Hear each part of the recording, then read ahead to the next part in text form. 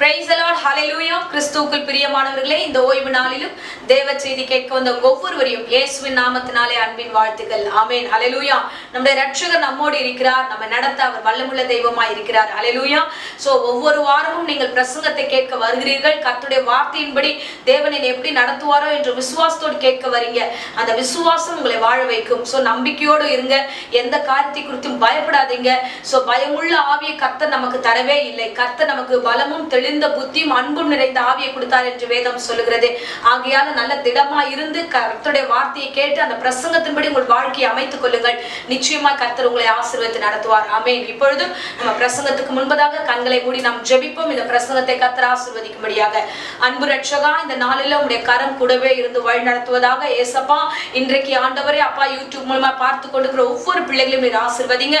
இந்த பிரசங்கம், இந்த வார்த்தை இந்த பிள்ளையுடைய வாழ்க்கையில பெரிய மாற்றத்தை உண்டாக்கட்டும். கர்த்தர் பெரிய காரியங்களை செய்யும். தடைகளை இயேசுவின் நாமத்தினால் அடியேன் சபித்து கட்டுகிறேன். கர்த்தர் தாமே பொறுப்பெடுத்து வழி நடத்தும். இயேசுவின் நாமத்திலே ஜெபிக்கிறேன் நல்ல பிதாவே.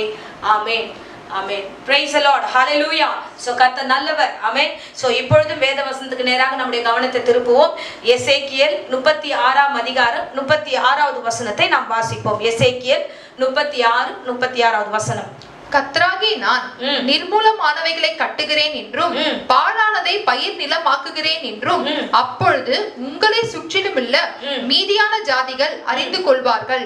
கர்த்தராகி நான் இதை சொன்னேன், இதை செய்வேன். ஆமென். ஹalleluya. ஹalleluya. கர்த்தர் நல்லவர். இந்த நாட்களில கர்த்தர் கொடுக்கிற வார்த்தை பாருங்க. இன்றைக்கு காலை வேளையில தேவ சமூகத்துல நான் ஜெபித்து கொண்டிருந்தேன். அப்போது கர்த்தருடைய வார்த்தை சொன்னது, பாழானதை நான் கட்டுவேன் என்று ஆண்டவர் என்னிடத்துல பேசினார்.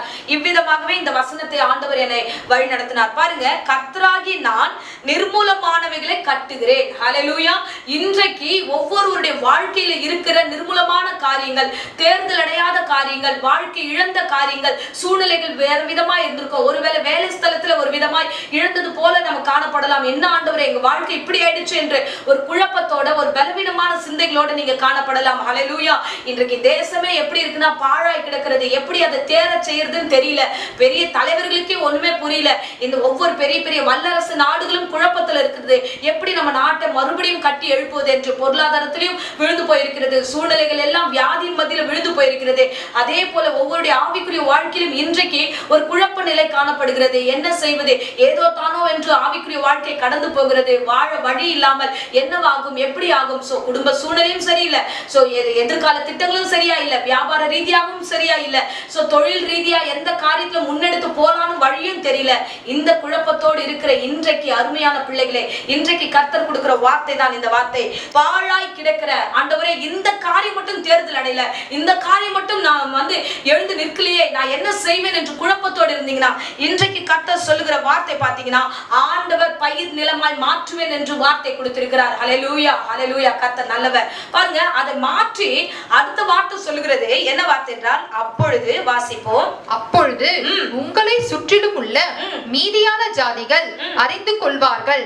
கர்த்தராகி நான் இதை சொன்னேன், இதை செய்வேன். ஆமென். ஹalleluya.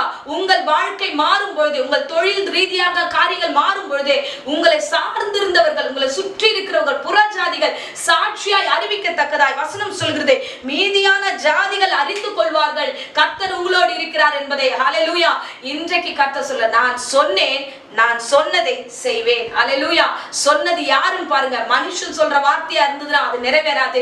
மனுஷனுக்கு தெரிந்ததெல்லாம் என்னன்னா, நல்லா இருக்கிறதே பாழாக்குறதா மனுஷனுக்கு தெரியும். ஆனா கர்த்தர் மட்டும் தான் பாழானதை ஆண்டவர் நல்ல நிலமாக மாற்ற அவராலே கூடும். ஹalleluya. கர்த்தர் எப்படி மாற்றுவார் தெரியுமா?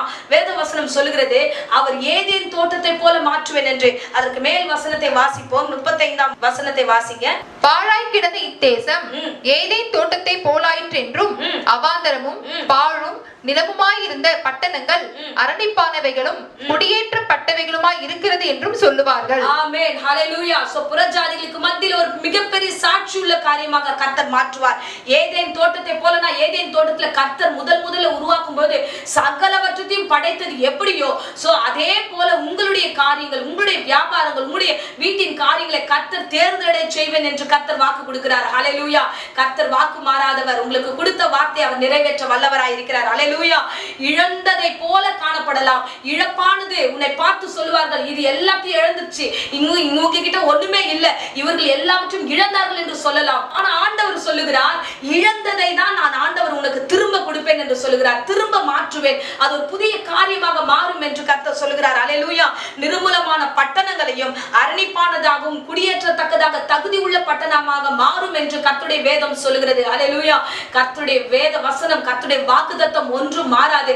அவர் சொன்னதை நிறைவேற்ற வல்லமுள்ள தெய்வமாய் இருக்கிறார். இவ்விதமாக ஏசாயா 35 அதிகாரம் 2வது வசனத்துல பார்க்கிறோம். ஆண்டவர் சொல்லுகிற அருமையான வார்த்தைக்கு நேராக நம்முடைய கவனத்தை திருப்புவோம். அது மிகுதியாய் செழித்து பூரித்து ஆனந்த களிப்புடன் பாடும். லீபனோனின் மகிமையும் கர்மேல் சாரோனின் என்பவைகளின் அலங்காரமும் அதற்கு அளிக்கப்படும். அவர்கள் கர்த்தருடைய மகிமையும் நமது தேவனுடைய மகத்துவத்தையும் காண்பார்கள். ஆமென். ஹல்லேலூயா. ஹல்லேலூயா. கர்த்தருடைய வார்த்தை பாருங்க, பூரிப்பான ஆனந்த களிப்போடு கூட லீபனோனின் மகிமையை பெற்றதாக இது மாறும் என்று யாரை குறித்து சொல்லப்படுகிறது? பாழான பட்டணங்களை குறித்து சொல்லப்படுகிறது, பாழான தேசத்தை குறித்து சொல்லப்படுகிறது, ஒரு காரியம் உருவாகாத இடத்தை குறித்து சொல்லப்படுகிறது. ஹல்லேலூயா. அது சாரோனு போல ஆண்டவர் மகிமையாய் மகிழ்ச்சியாய் நிறைந்த இடமாக அது மாறும் என்று கர்த்தர் சொல்லுகிறார். ஹல்லேலூயா. கர்த்தருடைய வார்த்தை பாருங்க எவ்வளவு அழகாய் வருகிறது. தேவன் நம்மை கட்டுவதற்காகவே இருக்கிறார். ஹல்லேலூயா. ஒரு பொழுது நம்மை நிர்மூலமாக்குவதற்கு கர்த்தருடைய சித்தம் அல்ல. பிசாசான எல்லாவற்றையும் அவன் மாற்றுகிறவனாக இருக்கிறான். கர்த்தர் எப்பேற்பட்ட நிலையில இருந்தாலும் அதை ஆண்டவர் அவருடைய சித்தத்தின்படி அவரை மறுபடியும் உருவாக்க அவர் வல்லமுள்ள தெய்வமாய் இருக்கிறார். ஹல்லேலூயா. ஹல்லேலூயா. பாருங்க, வேதாகமத்துல ஒரு பிள்ளையை குறித்து நாம் வாசிக்கிறோம். ரூத், அருமையான மோவாபிய ஸ்திரீ, புறஜாதியான பெண். அந்த பிள்ளையுடைய வாழ்க்கையில மிகப்பெரிய தோல்வி, மிகப்பெரிய வாழ்க்கை இழந்த ஒரு சூழ்நிலை.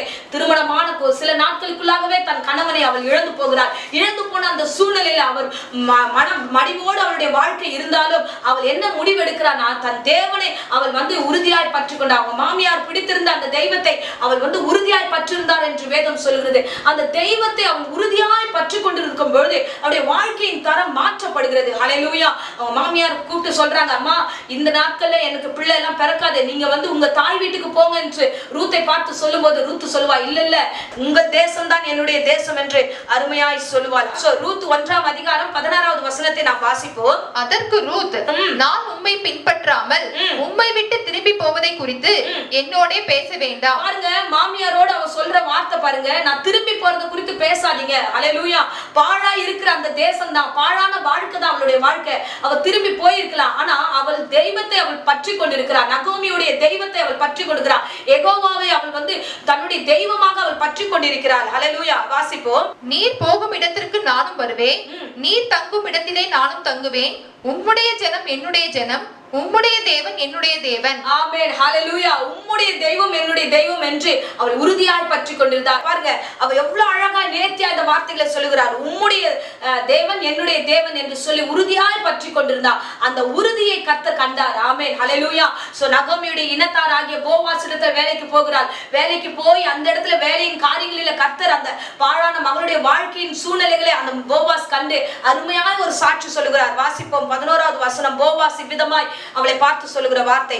அதற்கு போவாஸ் பிரத்யுத்தரமாக, உன் புருஷன் மரணம் அடைந்த பின்பு நீ உன் மாமியாருக்காக செய்ததும், நீ உன் தகப்பனையும் உன் தாயையும் உன் ஜென்ம தேசத்தையும் விட்டு முன்னே நீ அறியாத ஜனங்களிடத்தில் வந்ததும் எல்லாம் எனக்கு விவரமாய் தெரிவிக்கப்பட்டது. ஆமென். ஹல்லேலூயா. இவர் சொல்லுகிறார், எல்லாம் நீ என்ன பண்ண, முன்னாடி எப்படி இருந்தது, உன்னுடைய சூழ்நிலைகள் எப்படி இருந்தது, எல்லாம் எனக்கு அறிவிக்கப்பட்டது. இப்பொழுது அவர் இவ்விதமாய் வாழ்த்துகிறார். வாசிப்போம் 12ஆம் வசனம். உன் செய்கைக்கு தக்க பலனை கர்த்தர் உனக்கு கட்டளையிடுவாராக. இஸ்ரவேலின் தேவனாகிய கர்த்தருடைய செட்டைகளின் கீழ் அடைக்கலமாய் வந்த உனக்கு அவராலே நிறைவான பலன் கிடைப்பதாக என்றான். ஆமென். ஹல்லேலூயா. பாருங்க, அவர் நேர்த்தியா சொல்லுகிறார், உன் செய்கைக்கு பலன் உண்டு. நாம எந்த நிலைமையில இருக்கிறோம், எப்படி கர்த்தரை தேடுகிறோம் என்பதை கர்த்தர் காண்கிறார். ஆமென். ஹல்லேலூயா. இந்த வாழ்க்கை இழந்த இந்த பிள்ளை போய் திரும்பி தன்னுடைய தாய் வீட்டுக்கு போயிருக்கலாம், அவருடைய வாழ்க்கை அங்கே வாழ்ந்திருக்கலாம், இன்னொரு வாழ்க்கை அவளுக்கு வந்திருக்கலாம். இல்ல, அதே இடத்துல அவள் இருந்து என் தெய்வாதி தேவனோடு நான் இருப்பேன், என் ரட்சகரோடு இருப்பேன் என்று உறுதியாய் அவருடைய மாமியாரோடு அவன் நின்று அந்த நல்ல ஒரு எண்ணம், நல்ல ஒரு காரியம் கர்த்தர் காண்கிறார். அதுதான் அவர் சொல்லுகிறாரு, உன் செய்கைக்கு ஏற்ற பலன் உனக்கு இருக்கு, நிறைவான பலன் உன்னை தேடி வரும் என்று. நிறைவென்றால் ஏதேன் தோட்டத்தினுடைய ஆசீர்வாதம் தான் நிறைவு. ஆமென். என கர்த்தர் முதல்ல உருவாக்கின தோட்டம் அல்லவா, அது எல்லா விதத்திலும் ஆசீர்வாதத்திலும் நிறைந்த ஒரு நிறைவுள்ள ஒரு வாழ்க்கை. ஆமென். அந்த வாழ்க்கையை ரூத்துக்கு கர்த்தர் கட்டளையிடுகிறார். ஹல்லேலூயா. அவருடைய வாழ்க்கையின் நிலைமை மாற்றப்பட்டது, வாழ்க்கையின் சூழ்நிலைகள் மாற்றப்பட்டது. அவர் எப்படி இருந்தால் இந்த இடத்துல வாழ்க்கை இழந்தவராக இருந்தார். ஆனா இப்பொழுது வாழ்க்கை பெற்று தாவீதினுடைய பாட்டியாக அவர் மாறுகிறார். ஹல்லேலூயா. எத்தனை பெரிய மகிமை, எத்தனை பெரிய சாட்சி. ஆண்டவர் எவ்வளவு மகிமையா அந்த மகளுடைய வாழ்க்கையை மாற்றினார். அருமையான பிள்ளையே, இந்த பிரசங்கத்தை கேட்டுக்கொண்டிருக்கிறாயா? உன்னுடைய வாழ்க்கையை கர்த்தர் மாற்றுவார். பாழா இருக்கிறது, எனக்கு இன்னும் வாழ்க்கை துவங்கவில்லை, என்னுடைய வாழ்க்கை இப்படியா இருக்கிறது, நான் இதை டிசைட் பண்ணியிருக்கேன், நம்ம வாழ்க்கையே வேண்டாம் என்று ஒரு தீர்மானத்தில் இருக்கிறியா? இல்ல இல்ல, உன் கர்த்தர் உன்னை தேடி வந்து நன்மையாய் நடத்துவார். உன் செய்கைக்கு பலன் உண்டு. கர்த்தரிடத்தில் அமர்ந்திருக்கிற இந்த வாழ்க்கையின் காரியத்தை கர்த்தர் பார்த்து கொண்டிருக்கிறார். உன் உண்மைக்கு ஏற்ற பலனை கொடுக்க கர்த்தர் நல்லவராய் இருக்கிறார். ஹல்லேலூயா. அதே போல மார்க்ல ஒரு சம்பவத்தை நம்ம பார்க்கிறோம். சோ பிசாசினால பிடிப்பட்ட, அசுத்தாவினால் பிடிப்பட்ட ஒரு வாலிபனை அங்க பார்க்கிறோம். அந்த வாலிபன் எப்படி இருந்தான்னா, கல்லறைக்கு மத்தியில் அவன் கட்டப்பட்டிருந்தாங்க என்று வேதம் சொல்கிறது. மார்க் 5ஆம் அதிகாரம் 4ஆம் வசனத்தை நாம் வாசிப்போம். அவன் அநேக தரம் விலங்குகளினாலும் சங்கிலியினாலும் கட்டப்பட்டிருந்தும் சங்கிலிகளை முறித்து விலங்குகளை தகர்த்து போடுவான். அவனை அடக்க ஒருவனாலும் கூடாதிருந்தது. ஆமென். ஹல்லேலூயா. சோ ஒரு நல்ல வாலிப வயது இருக்கிற பிள்ளை, அவருடைய வாழ்க்கையில ஒரு பாழான ஒரு சூழ்நிலை, நல்ல வாழ்க்கை வாழக்கூடியவன், வேலைக்கு போகக்கூடியவன், குடும்பத்தை காப்பாற்றக்கூடியவன். ஆனா இன்னைக்கு எங்க இருக்கிறான்னா, கல்லறை மத்தியில இருக்கிறான். அவன் கட்டப்பட்டவனாக இருக்கிறான். அவனை ஒருத்தராலையும் பிடிக்க முடியாது என்று வேதம் சொல்லுகிறது. கல்லறையில அதுக்கு அடுத்த 5ஆவது வசனத்தை பார்க்கிறோம்.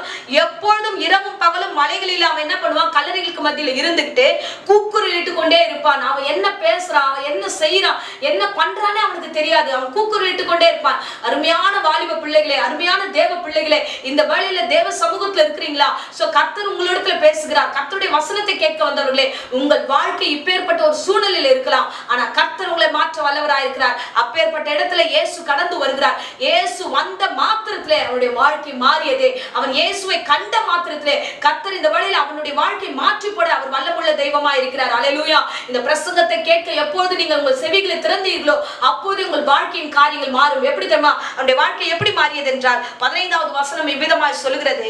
இயேசுவினிடத்தில் வந்து லேகியோனாகிய பிசாசுகள் பிடித்திருந்தவன் வஸ்திரம் தரித்து உட்கார்ந்து புத்தி தெளிந்திருக்கிறதை கண்டு பயந்தார்கள். ஹல்லேலூயா. சோ இந்த வேளையில இவனுடைய வாழ்க்கையில ஒரு பெரிய மாற்றத்தை கர்த்தர் கொடுக்கிறார். ஆமென். எப்போது இயேசு உள்ளே வந்தாரோ அப்போதே அவன் புத்தி தெளிந்தவனாக மாறுகிறான். அவனுடைய சூழ்நிலைகள் மாறுகிறது. அவன் வஸ்திரம் தரித்தவனாக என்ன பண்ணணும் என்ன பண்ணக்கூடாது என்ற தெளிவு அவனுக்குள்ள வருகிறது. ஹல்லேலூயா.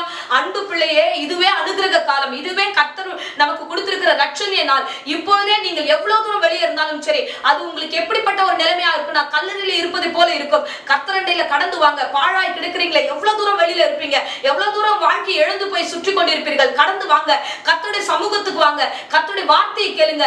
தேவ சமூகம் தான் நம்மளை தெளிவுபடுத்தும். கர்த்தருடைய ஆலயம் தான் நம்மை தெளிவுபடுத்தும். பாருங்க, எவ்வளவு இருந்தாலும் சரி, எல்லா வசதி வாய்ப்புகளும் இருந்தாலும், எல்லாம் வெளியில இருந்தாலும், கர்த்தருடைய வார்த்தை இல்லைன்னா அது பாழாய் போன தேசம் தான். ஹல்லேலூயா. பாழா போன வாழ்க்கை தான் அது. நீ கர்த்தரண்டையில வா, கர்த்தருடைய சமூகத்துல கடந்து வா. இந்த மகன் கர்த்தரண்டையில வந்த பொழுது கர்த்தர் அவனை பார்த்த மாத்திரத்துல அவனுடைய வாழ்க்கை மாறுகிறது, சூழ்நிலைகள் மாறுகிறது, அவன் தெளிந்தவனாக மாறுகிறான். இப்பொழுதும் கர்த்தர் உங்களிடத்துல பேசுகிறார். ஆமென். கர்த்தருடைய வார்த்தை கேட்க வந்தீங்க, சபைக்கு கடந்து வாங்க, தேவ சமூகத்துல வாங்க, ரட்சிப்பின் நாளை பெற்றுக்கொள்ளுங்க. இதுவே அனுகிரக காலம், இதுவே ரட்சணிய நாள் என்று வேதம் சொல்கிறது. இவ்விதமாய் வசனம் சொல்கிறது. ஏசாயா 49ஆம் அதிகாரம் 8வது வசனத்துல நாம வாசிப்போம் என்றால், பின்னும் கர்த்தர் அனுகிரக காலத்திலே நான் உமக்கு செவி கொடுத்து. அனுகிரக காலத்துல நீங்கள் செவி கொடுக்கும் பொழுது கர்த்தர் உங்களை ரட்சித்து பாழாய் இருக்கிற இடங்களை சுதந்திரிக்க பண்ணுவார். 9வது வசனத்தை நாம் வாசிப்போம் என்றால், கட்டுண்டவர்களை நோக்கி புறப்பட்டு போங்கள் என்றும் இருளில் இருக்கிறவர்களை நோக்கி வெளிப்படுங்கள் என்றும் சொல்லவும் நான் உம்மை காப்பாற்றி உம்மை ஜனங்களுக்கு உடன்படிக்கையாக ஏற்படுத்துவேன். ஆமென். ஹல்லேலூயா. இன்றைக்கு கர்த்தர் உங்களுக்கு திட்டமாய் பேசுகிறார். எங்கே இருந்தாலும் கட்டுண்ட பிள்ளைகளே நீங்க கடந்து வாங்க, இருளில் இருக்கிறவர்களே கடந்து வாங்க. உங்களுக்குள்ள இருக்கிற எல்லா விதமான காரியத்தை தூக்கி போட்டு ஆண்டவர் சமூகத்துக்கு வாங்க. வந்தால் மாத்திரம் தான் ஆசீர்வாதம். கர்த்தருடைய வேதம் இவ்விதமாய் சொல்கிறது. நான் உம்மை காப்பாற்றி, தேவ சமூகத்துல வருகிறவர்களை அவர் காப்பாற்றுகிற தெய்வம். ஹல்லேலூயா. உண்ண உணவும் உடுக்க உடையும் தங்கும் இடத்தையும் கொடுத்து கர்த்தர் நம்மளை போஷித்து நம்மளை நடத்த வல்லவராய் இருக்கிறார். உன்னையும் நடத்துவார். இந்த பிரசங்கத்தை கேட்கிற அருமையான பிள்ளைகளே, அருமையான சந்ததியிலே உங்களை பார்த்து கர்த்தர் சொல்கிறார், நான் உங்களை நடத்துவேன், நான் உங்களை காப்பாற்றுவேன் என்று சொல்கிறார். இந்த வேளையில கர்த்தரை நோக்கி, தேவனை நோக்கி கடந்து வாங்க என்று வேதம் சொல்கிறது. தொடர்ந்து வாசிப்போம். அவர்கள் வழியோரங்களிலே மேய்வார்கள், சகல மேடுகளிலும் அவர்களுக்கு மேய்ச்சல் உண்டாயிருக்கும். ஆமென். சோ நீங்கள் தேவனை தேடும் பொழுது சகலவற்றிலும் மேய்ச்சல் உண்டாக்கத்தக்கதாய் கர்த்தர் உங்களை ஆசீர்வதிப்பார். ஆமென். அல்லேலூயா. ஆரம்பத்துல சொன்னது போலவே கர்த்தர் ஏதேன் தோட்டத்தை போல அழைத்திருக்கிறார். அந்த ஆசீர்வாதத்துல கர்த்தர் உங்களை நிலைநிற்க பண்ணியிருக்கிறார். அருமையான பிள்ளைகளே, பாழாய் கிடந்ததை தேர்தலிட செய்வேன் என்று கொடுத்த வாக்கை அவர் நிறைவேற்ற வல்லவராய் இருக்கிறார். ஆண்டவருடைய சமூகத்துல முழுமையாய் ஒப்பு கொடுங்க, முழுமையாய் ஒப்பு கொடுங்க. தேவனை நோக்கி பாருங்க, கர்த்தர் உங்களை ஆசீர்வதித்து வழிநடத்த வல்லவராய் இருக்கிறார். ஹல்லேலூயா. இது ஏதோ தானோ என்று இந்த பிரசங்கத்தை கேட்காதீங்க. கர்த்தர் திட்டமாய் பேசுகிறார். ஆண்டவரே, இந்த விஷயத்தை நான் எப்படி வெளியில போய் சொல்லுவேன், யார்கிட்ட இந்த காரியத்தை பேசுவேன், இந்த சூழ்நிலை இப்படியாய் பாழாய் இருக்கிறது என்று கலக்கத்தோடு இருந்தீங்கன்னா கர்த்தரண்டையில வாங்க, தேவ சமூகத்துல உங்களை அர்ப்பணிங்க. தேவன் உங்களை ரட்சித்து வழிநடத்த வல்லவராய் இருக்கிறார். உங்களையும் உங்கள் குடும்பத்தையும் கர்த்தர் பாதுகாத்துக் கொள்வார், உங்களை ஆசீர்வதிப்பார். ஆமென். ஹல்லேலூயா. இப்பொழுதும் அடியேன் உங்களுக்காக ஜெபிக்கிறேன். இருந்த இடங்கள்ல உங்களுடைய காரியங்களை கர்த்தருடைய சமூகத்துல ஒப்பு கொடுங்க. கர்த்தர் உங்களை ஆசீர்வதிப்பாராக. அன்பு ரட்சகா, இந்த அருமையான வேலைக்காக நன்றியோடு ஸ்தோத்திரம் பண்ணுகிற ராஜா ஏசப்பா, உமக்கு ஸ்தோத்திரம் ஆண்டவரே. என் வாழ்க்கையை குறித்ததான கேள்வியோடு ஆண்டவரே இப்போது இந்த பிரசங்கத்தை பார்க்கிறேன் என்று இருக்கிற பிள்ளைகளுடைய வாழ்க்கையில நீர் பேசின வார்த்தைகளை நிறைவேற்றுவீராக ஆண்டவரே. ஏசப்பா, அந்த பிள்ளைகள் பாழாய் கிடக்கிற காரியங்களை தேர்தலிட செய்யுங்க ராஜா. ஏசப்பா, உமக்கு நன்றி நன்றி நன்றி ஆண்டவரே. ரூத்துடைய வாழ்க்கையை பெரியதளவுல மாற்றினது போல, ஆசீர்வாதமாய் மாற்றினது போல இந்த பிள்ளைகளுடைய வாழ்க்கையில ஒரு பெரிய மாற்றத்தை, நிறைவான ஆசீர்வாதத்தை கொடுக்கும்படியா ஒப்பு கொடுக்கிற ராஜா. ஏசப்பா, இந்த வாலிபன் ஆண்டவரே கல்லறையில விழுந்து கிடந்த அவனை ஆண்டவரே புத்தி தெளிந்தவனாக ஆண்டவரே என்ன செய்ய வேண்டும் என்ற ஒரு ஆலோசனை கொடுக்கத்தக்கதாக அந்த பிள்ளை நீ நடத்தினது போல ராஜா, இந்த பிரசங்கத்தை கேட்ட ஒவ்வொரு பிள்ளையுடைய வாழ்க்கையில அடுத்து என்ன செய்ய வேண்டும் என்ற ஒரு தெளிவையும் ஞானத்தையும் கர்த்தர் கட்டளையிடுவீராக. ஆசீர்வதிங்க, வழி நடத்துங்க. இன்றைக்கு கொடுத்த வாக்குத்தத்தபடியே ஆண்டவரே அப்பா, உன்னிடத்தில் நான் உடன்படிக்கை ஏற்படுத்தி உன்னை காப்பாற்றி உன்னை வழி நடத்துவேன் என்று கொடுத்திருக்கிறீர் ஆண்டவரே. கொடுத்த வாக்குத்தத்தத்தை நிறைவேற்றும், ஆசீர்வதி, வழி நடத்தும். எல்லா பயத்தையும் சஞ்சலத்தையும் தேவையில்லாத குழப்பத்தையும் இயேசுவின் நாமத்தில் சபித்து கட்டுகிறேன் கர்த்தாவே. நிறைவாய் நடத்துங்க, நிறைவாய் நடத்துங்க. போதுமான கிருபைகளோடு வழி நடத்துங்க ஆண்டவரே. ஒரு நாளும் பிசாசின் கையில ஆண்டவரே நீர் இந்த பிள்ளைகளை ஒப்பு கொடுக்காதபடிக்கு தயவாய் மீட்டெடுப்பீராக ராஜா. இந்த பிள்ளைகளுக்கு பாதுகாப்பை கட்டளையிடுவீராக ராஜா. அப்பா, உமக்கு நன்றி. இந்த வேளையில ஒவ்வொரு குடும்பத்தையும் ஆசீர்வதிங்க ராஜா. குடும்பத்தை சமாதானத்துக்கு ஏதுவாய் நடத்துங்க, சூழ்நிலைகளை ஆசீர்வாதமாய் நடத்துங்க, சகலத்தையும் நன்மையா நடத்துங்க. தொடர்ந்து காத்துக்கொள்ளும் இயேசுவின் இணையற்ற நாமத்திலே அடியேன் ஜெபித்து ஒப்பு கொடுக்கிறேன் ஜீவனுள்ள நல்ல பிதாவே. ஆமென். ஆமென். Praise the Lord. God bless you.